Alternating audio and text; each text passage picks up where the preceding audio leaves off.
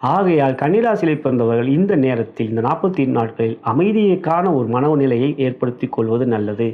தியானம், கிரியா யோகா, ஒரு மன உதவி பிடித்த குருமார்களை வணங்குவது, குருமார்களை நினைப்பது, தியானிப்பது, உச்சரிப்பது, மந்திரங்களை உச்சரிப்பது, ஏழுமலையானை தரிசிப்பது என்று உங்கள் மனதை இறை வழிபாட்டுக்குரிய ஒரு அமைப்பாக மாற்றிக்கொள்வது, பௌர்ணமியிலே உங்களுக்கு சிவாலயம் செல்வது, சித்தர்கள் சமாதி செல்வது என்று உங்கள் மனதை இறைவனுக்குரிய நாட்டத்தில் அமைதியை ஏற்படுத்தக்கூடிய வழிகளை கையாள்வது இந்த தருணங்களில் நல்லது. சனி உங்களை கெடுக்க மாட்டார். சனி உங்களுக்கு நன்மைகளைத்தான் இப்பொழுதும் செய்வார், எப்பொழுதும் செய்வார். ஏனென்றால் அவர் உங்களுக்கு யோகாதிபதி, புதனுக்கு நண்பர். இப்போ செவ்வாய் என்னதான் உங்களுக்கு முட்டுக்கட்டி கொடுத்து கோபம் வரணும், அப்படி வரணும், எதனா பண்ணணும்னு நினைச்சாலும் சனி அவர் பாட்டு அமைதியை போட்டு போயிடுவார்.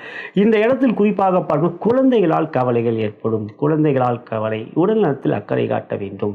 உடல்நலத்தில் பிணிகள்